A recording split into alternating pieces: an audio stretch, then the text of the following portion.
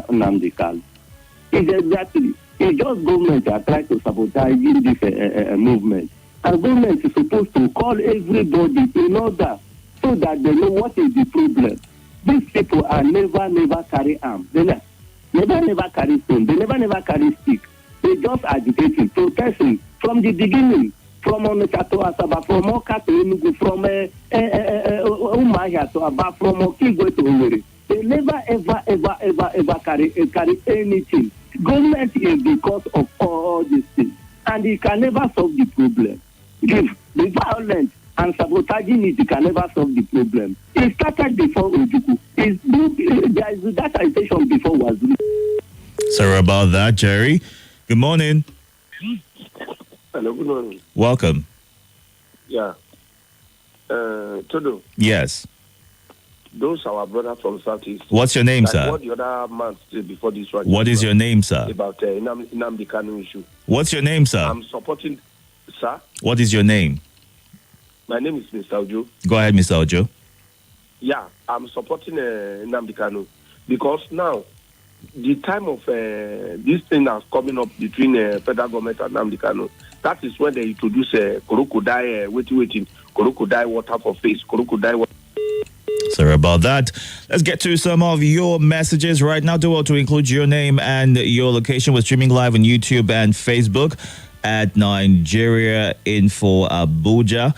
And Nnamdi Kanu 6 court settlement. It was done to Mieti Allah by the federal government last month. What is good for the goods is good for the gander. If you know, you understand, is what St. Jude in Gwagwalada says.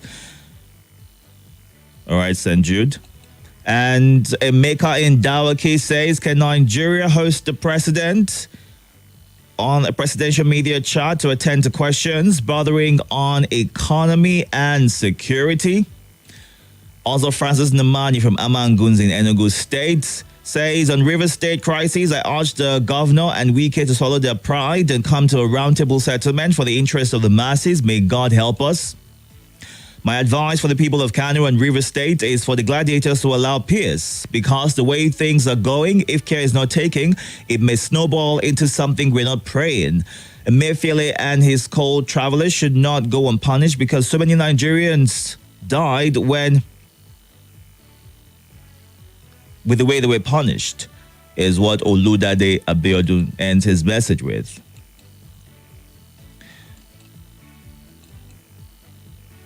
All right. And Ishaku in Lugbe says minimum wage. Why governors, others are fruit dragging? Reacting to that headline, the politicians believe the average Nigerian workforce is not worth living wages. The day Nigeria comes to realization that we cannot continue to make politicians lord over us, the better.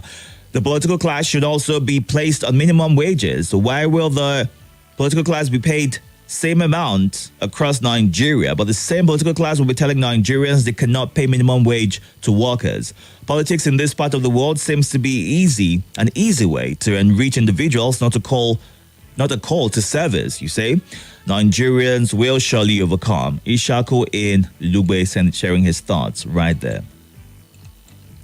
Good morning. Good morning. Welcome.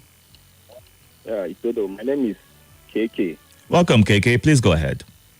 I want to start by saying, God forbid the day that I become a blind follower. So, I have a question for those that call themselves doctors on this station that is among the contributors. We have those that have doctorate degree, and when they come, they cite the government. Since the removal of subsidy, I wonder why the government is still borrowing money. Now they said our debt is about to rise to 101 trillion naira, despite the removal of subsidy. The government told us that. Sorry about that. I was waiting to get that question. KK, if you can call back or send a message, that'll be good. Let's get to you now. Good morning. Dodo. Yes, welcome. Good morning this morning. Good morning. My name is Emmanuel Ocharifu, the Freedom Wheeler, and I'm wailing from the city of Talakas in Maraba here. Please go ahead. Mr. Itodo, I want to ask, I want to get something clearly. Did I hear that our president was disgraced in South Africa? The disgrace is in inverted commas, so it's not exactly disgrace, but somebody put it out there as being disgraceful with the way he was treated. It is funny. All right, so whichever way it comes, how the statement was made, at least something happened like that. But what I'm trying to say is this: I think this is the time for us to, to be careful as leaders in this country, because whatever we think we are doing, the world is watching. The world is seeing us, and whatever they perceive about you, it's what they are going to give you out there. You can imagine as a small country, overlooking the president of Nigeria. Anywhere a president of Nigeria is seated, at least within the African region, we are supposed to be or the president is supposed to be highly respected. I can't imagine where our president was said to be looking for acknowledgement, and he was not acknowledged, he was not giving handshake and all that. It is so. Let us do what we are doing to the masses. Is what is replicating out there.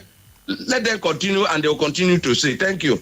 All right. Now, regarding that particular headline, so a video made rounds earlier in the day about the president not being given a handshake by the president of South Africa, but eventually another video where he was acknowledged by the president also came out, and that put to rest the initial video and the allegation about him being ignored by the president of South Africa.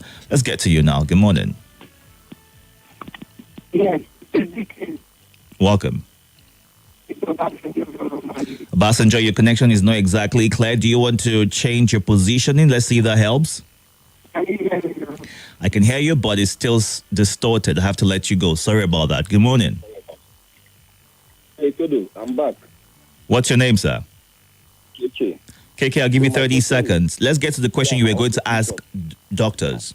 My question is, why is the debt still piling up despite the removal of subsidy? I thought they said the past administration was borrowing money to pay for subsidy, that if they remove it, we will no longer borrow. So the money recovered from removal of subsidy will be used to solve our national problems. So I don't understand this government. It's like, well, I need somebody to answer. All right, KK. Good morning. The voice, how are you? I'm very well, thank you. Please go ahead. Mr. Someza calling. So parents are preventing their children from going to school because of the breakout of cholera. Me, I don't blame those parents, especially if your children are below 10, let's say below 7. This is so because some of these schools don't handle the water that children take properly, and the water they take, some from borehole, the water is not clean, and we are not there to monitor what is going on. Cholera is not my mate, so I don't blame the parents. It's not left for government and school to do the needful before you send your children. My children are grown, so I allowed them to go to school. I told them they take a lot of water, and I told them what to do. Secondly, I don't know what is happening in Rivers and Kano. Is it because of that bulk vote that used to come from that place? Somebody advised the president. I don't think Mr. President is interfering with anything. He's allowing the music to play the way they want to play it. Finally, you see what happened. 2 videos came out, no doubt about it. I don't know if the first one was doctored or not on how they treated my president. See, it's painful. I have a father, for instance. My father is a drunk. He go drink for gutter. Then they will bring him home. I'll be happy saying, because my father... Are you there? Nigeria, giant of Africa. So, yeah, I'm here. Hello? Yes, finish your thoughts, please. I can hear you now. All right, no problem. I say Nigeria...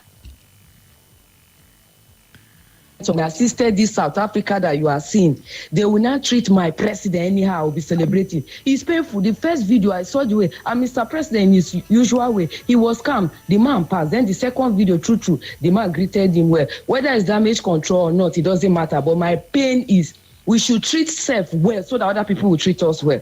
It's not about laughing because my candidate did not win. I am an African in Nigeria. It means if I travel, they will treat me the same way. All right. And responding to Aisha is not necessary. All right. Let's get to WhatsApp. Facebook Live right now because we're streaming on that platform as well.